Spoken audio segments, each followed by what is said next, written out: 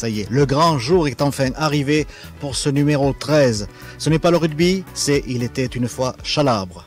Bonjour à tous. Écoutez, oui, le numéro 13 représente une somme de travail de 2 ans à peu près, où il y a plusieurs sujets qui sont traités, notamment les rubriques habituelles comme les écarts, les personnages de Chalabre pittoresques, voilà, comme Monnier, photographe bien connu des Chalabrois.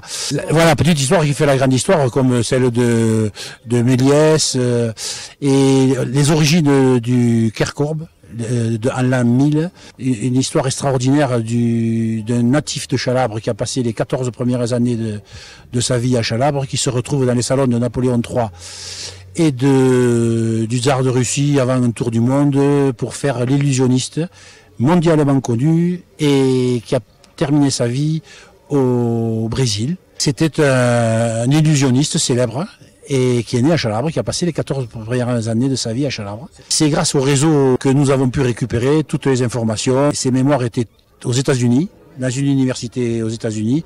Pour les récupérer, il a fallu que tout le monde, la chaîne des amis de Il était une fois Chalabre, se mette en marche. Alors en 1995, sortie du numéro 1, et là vous me parlez du réseau. Autrement dit, il s'est passé quand même de sacrés événements de communication, puisqu'autrefois on était à la plume, au stylo, et là on est avec Internet, on va loin là. Oui, ça c'est vrai. C'est une publication qui intéresse surtout les Chalabrois, puisque c'est une publication qui parle que de Chalabre. L'édition du premier numéro, nous avons eu jusqu'à 600 adhérents.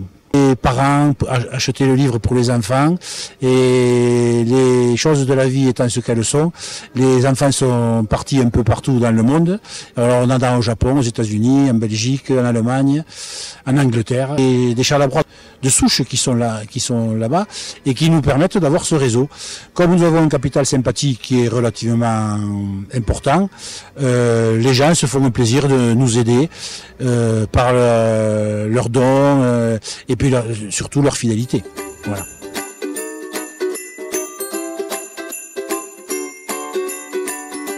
Vous êtes ici, je pense, ce n'est pas un hasard. Vous êtes aussi écrivain pour ces différents livres de Il était une fois Chalabre. Écrire, bon, décider de participer à l'aventure d'Il était une fois Chalabre, je l'ai fait spontanément. Je suis native de Chalabre et quand j'ai eu un peu de temps devant moi, ça coulait de source de venir participer, voilà. Vous avez souvent écrit dans les différents tomes? Je l'ai pris en cours de route puisque j'habitais la Charente, je venais rarement. Mais du moment où j'habitais Toulouse et Chalabre, j'ai participé régulièrement, quoi. Il y a beaucoup de choses à dire. Maintenant, notre angoisse tous les ans, c'est de savoir, oui ou non, si nous aurons suffisamment de matériel pour faire un prochain tome. Mais jusqu'à maintenant, ça s'est très bien passé, voilà. Jean-Pierre, vous faites partie de cette grande troupe de Il était une fois Chalabre, et puis je crois savoir que vous êtes aussi auteur très souvent. Depuis en 2012, pour toutes les éditions qu'il y a eu depuis. Je suis originaire de Chalabre, à la métairie de Toulemont, sur la route de Montbel. Et bien sûr, vous avez beaucoup de choses à raconter, enfin qui ont déjà été écrites. Mon thème, ce sont les écarts, sur lesquels je suis bien placé pour en parler. En quoi consistent ces écarts? Qu'est-ce que c'est? Toutes les métairies autour de Chalabre. Avez-vous encore autre chose à écrire pour des prochains tomes? Oui, parce que les écarts ne sont pas encore terminés. Il y a notamment le Falgas et la Mouillère qui vont demander un travail de recherche considérable. C'est vous-même qui recherchez tout seul ou bien vous êtes aidé d'une équipe? Je suis aidé d'une autre personne. Et c'est pas facile du tout, parce que toutes les archives ne sont pas en ligne, toutes les archives n'ont pas pu être trouvées. Toujours un travail de longue haleine. Exactement. Allez, je vous laisse repartir à votre bureau pour vendre justement le tome 13. Merci.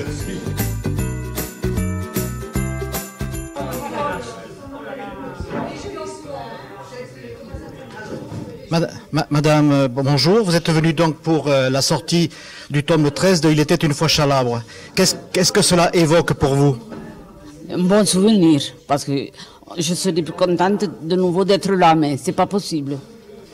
C'est pas possible. C'est votre mari, je pense, qui a souvent écrit pour le livre? Un petit peu, un petit peu. Et souvent, il y pense. Et souvent, il les regarde aussi. Donc ça va vous faire de la lecture pour cet hiver au coin de la cheminée. Serge Fournier, vous êtes un des personnages assez pittoresques de la ville de Chalabre et vous venez d'écrire pour le numéro 13 quelque chose d'assez particulier qui a trait au cinéma. Qu'est-ce donc ? Oui, c'est tout simplement l'histoire de Georges Méliès, l'un des pionniers, celui qui a continué le travail des frères Lumière, eux qui ont inventé, mais Georges Méliès, lui, a inventé tout un système, c'est-à-dire le trucage, les manipulations. Oh, il a trouvé ça le jour où il faisait un tournage par une erreur, c'est-à-dire qu'il y avait un corbillard. En réalité, c'était une diligence qui passait sur la place de l'Opéra. La mécanique s'est enrayée. Quand il a réussi à la remettre en route, c'était un corbillard. Et quand il a développé, il s'est rendu compte du trucage. L'histoire du premier trucage. Mais pourquoi Méliès et Chalabre? Pourquoi est-ce lié? Alors Méliès, parce que son grand-père est né à Chalabre, tout simplement. Son père est né à Lavelanet, Stanislas, mais son grand-père était né à Chalabre, à la côte du château. Et pendant longtemps, il y avait beaucoup de problèmes à Chalabre, c'est-à-dire le travail. Donc le père s'est expatrié sur Lavelanet, il a épousé la fille du patron, et c'est comme ça que Méliès a quitté Chalabre. Voilà donc la petite histoire. Et vous savez très bien raconter cela puisque vous tenez un blog qui s'appelle... C'est Si Chalabre m'était compté. Voilà, c'est presque pareil, c'est un peu la même famille. Ça sort du même endroit. Une affluence record sans compter les précommandes postales qui partiront pour Paris, New York, au Japon, en Norvège, en Amérique latine. Chalabre si petite et grande à la fois, Chalabre n'a pas dit son dernier mot.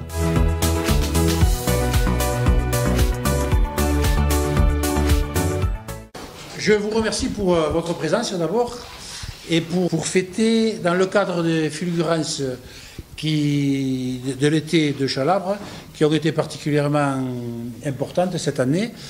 C'est le jour de clôture aujourd'hui et nous avons la remise du tome 13 de l'association, la remise du concours photo et la journée se clôturera par le concert de Christophe Roncalli ce soir à 21h sous la halle. Voilà, l'association, 22 ans d'existence et aujourd'hui le 13e tome. C'est un travail collectif qui nous a pris 2 ans. Tous les membres du bureau qui ont vraiment travaillé parce qu'il faut chercher, écrire, corriger et puis surtout un merci particulier à Christian Morales, surnommé Momo, qui a profité de sa convalescence sportive pour s'occuper à 100% de l'association. Et je lui dis un grand merci parce que c'est lui qui a envoyé tous les courriers, c'est lui qui a fait la distribution dans les boîtes aux lettres de Chalabre. Voilà. Et puis évidemment, merci à tous ceux qui nous achètent le livre et qui nous font des dons parce que nous ne demandons aucune subvention et nous ne vivons que grâce à la vente de notre livre. Et en plus, il nous fait l'honneur d'offrir notre collection à tous les gens qui sont reçus par la mairie. Voilà. Les hôtes de la mairie, vous leur offrez notre collection. Ça nous fait un grand honneur et apparemment, c'est un cadeau qui est apprécié. M. Brambilla a remercié la mairie pour avoir soutenu les associations. Non, moi, je tiens à vous dire quand même que les Fulgurances, c'est le projet culturel de Chalabre. Alors, c'est vrai qu'on avait pensé à ce projet et c'est Fabienne Canel qui m'en avait parlé il y a 2 ans. J'avais trouvé quand même que c'était un projet ambitieux, mais riche. Alors, c'est vrai que cette saison, on a pu écouter de la musique, regarder du théâtre, le salon du livre avec Noël d'Anjou et M. Salerno. Donc on a une palette et personnellement, moi je suis attaché à la culture parce que je suis persuadé qu'on peut développer un territoire que sur un socle culturel. Voilà ce que je voulais vous dire.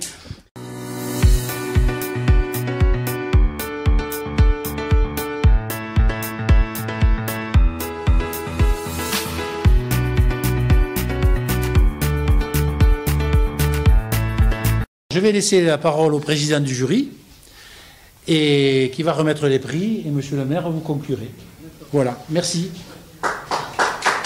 Michel a dit l'essentiel, donc je ne vais pas revenir sur l'historique de l'expo, du concours photo. Donc il a été créé en 2015 en partenariat avec Il était une fois Chalabre et la mairie, et avec la participation très active de Noël d'Anjou.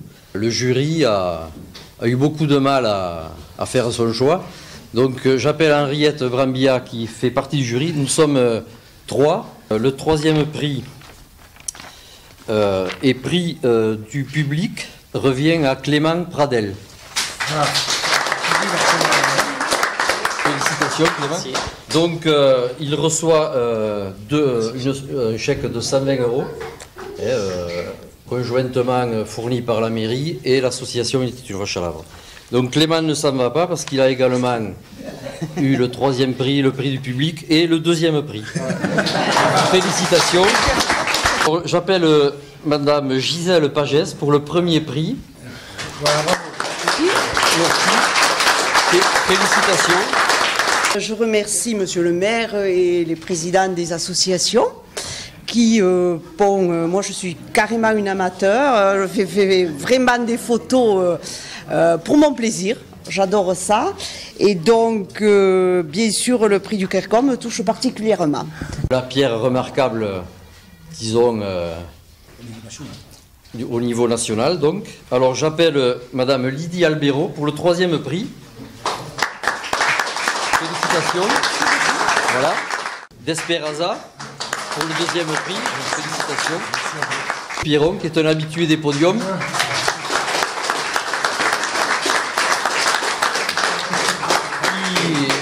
À qui je remets le 1er prix et le 1er prix du public. Voilà. Merci. Voilà. Merci beaucoup. De la part de Chalabre.